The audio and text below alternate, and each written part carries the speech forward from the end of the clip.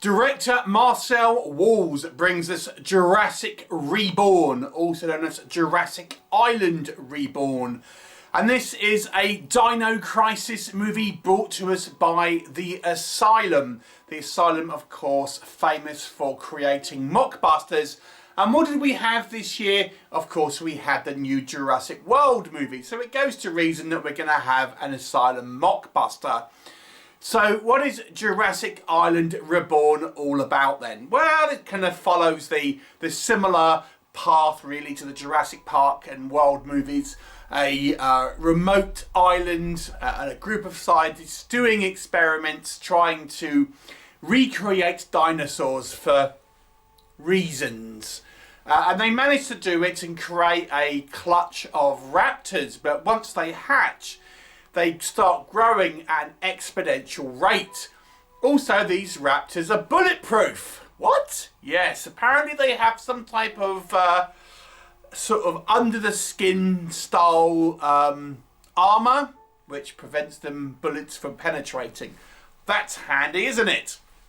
So now we have this kind of group of scientists running from these raptors. Not only that, we've got Daniel Baldwin as our human bad guy, greedy corporate type who wants the dinosaurs for themselves. What will happen?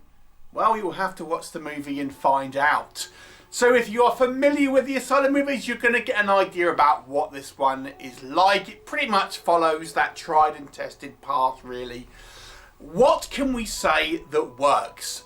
I mean, this is a Dino Crisis shoot-'em-up extravaganza. It reminds me a lot if you're playing like a first-person video game like Doom, because a lot of this movie is kind of in corridors and we kind of follow this kind of group of armed scientists and security staff that they're trying to kind of fend off these dinosaurs.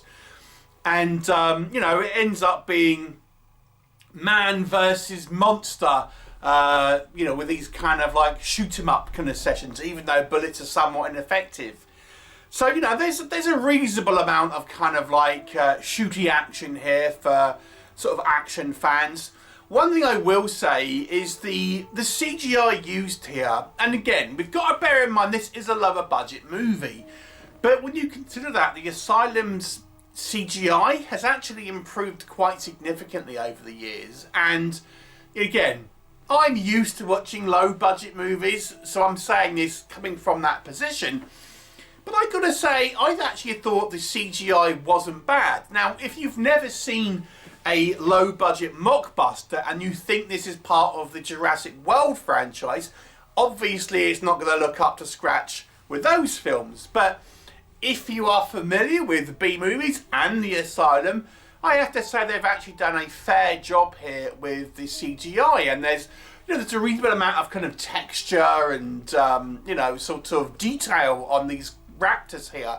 And we only have raptors. And now that might be disappointing for some because we don't get that variety of different kind of dinosaur, but I do think it means that the time has been spent to make these raptors maybe look better than if there was a whole plethora of dinosaurs. So, you know, in a way they've kind of gone for a better quality than quantity of different kind of dinosaurs and things like that.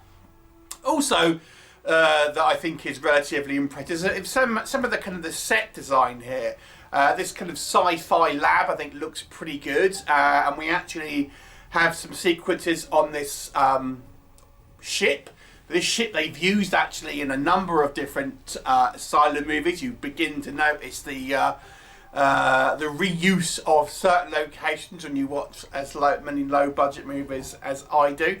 But yes, nonetheless, despite it being reused clearly for a number of films, it is a fairly kind of good you know, sort of location to have this kind of action sequences. And yes, you get dinosaurs on a warship. Who doesn't want that?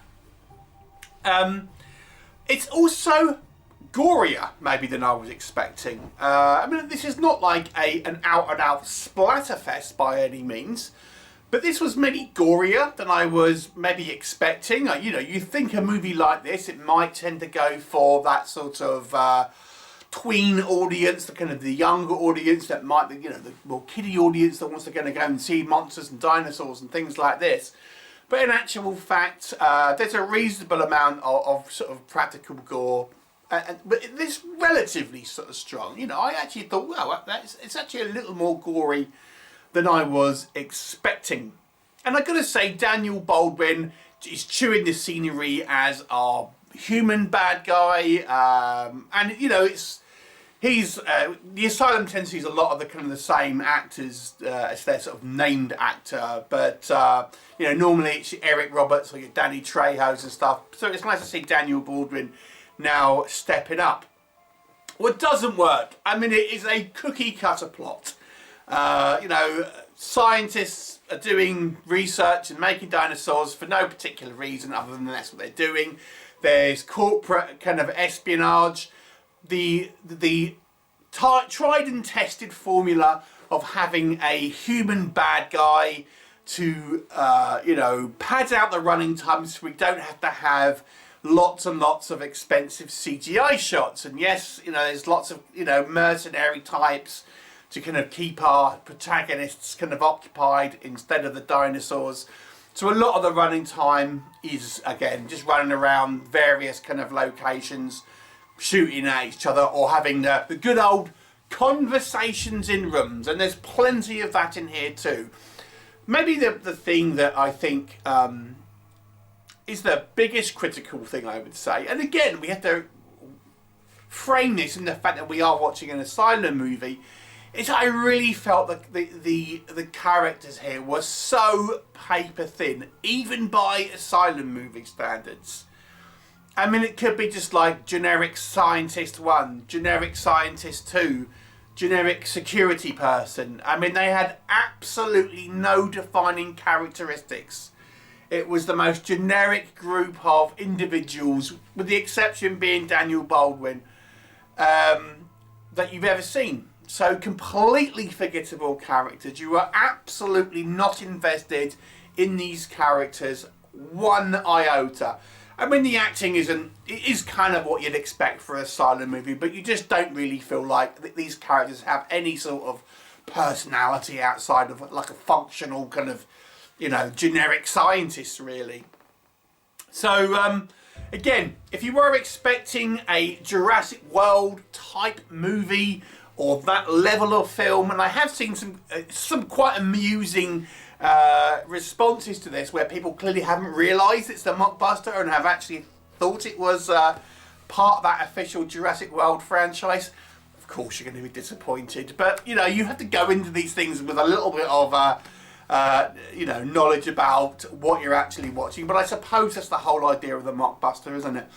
Anyway, but as it stands, as the film that we've got, it kind of reminds me of the Dinosaur series. So if you're familiar with the mockbusters of old, there was a series called the Dinosaur series by Roger Corman, and it's that sort of level of kind of monster movie here. So, you know, if you're a fan of the good old Dinosaur movies, you may want to check it out.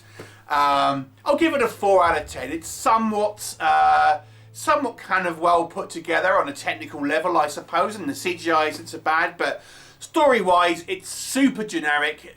In character-wise, there's really isn't, shouldn't really use that word in this movie. 4 out of 10. Have you seen it? What are your thoughts? Please leave me a comment and I'll look forward to you next time.